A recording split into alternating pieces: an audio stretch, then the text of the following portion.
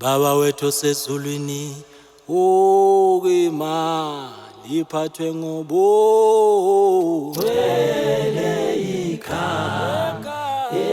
igama lakho, igama lakho. Ukuhlukana kobudlelwane phakathi kwenyama nokulangazelela ukuphefumula isiphetho kuye kube ukucisha kwelambu kuhlwe ngobumnyama.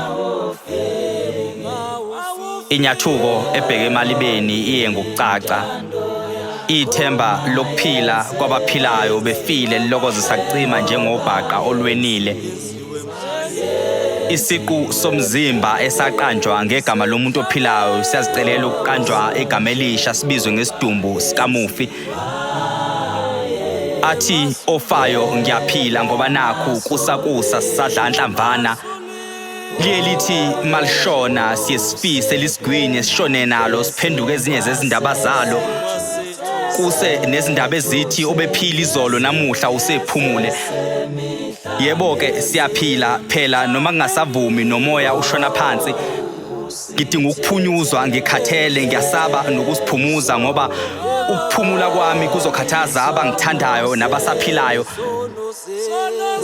Lapho umnikazi womzimba osindwayo ophilayo isifiso sakhe esikhulu ukuhlukanisa inyama yakhe kanye nomphefumulo wakhe ebona ukuthi kuzokwenzakalani.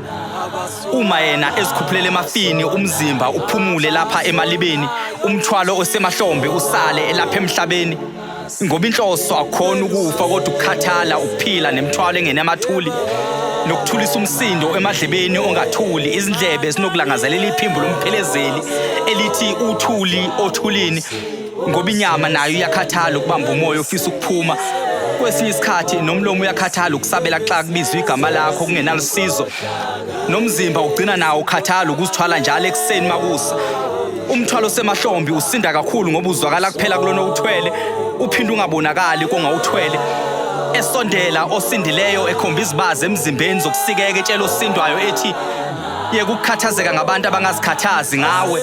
Izithula umthwalo ongewona wakho uma bekuthanda bazosithwalela imithwalo yabo ukuthi bayigazi kuwe akufanele ukuthi nelakhe igazi maliphalale ngesandla sakho ngenxa zabo. Athi ofayo luthando lukuphila ithemba lukulangazelela ukuphila.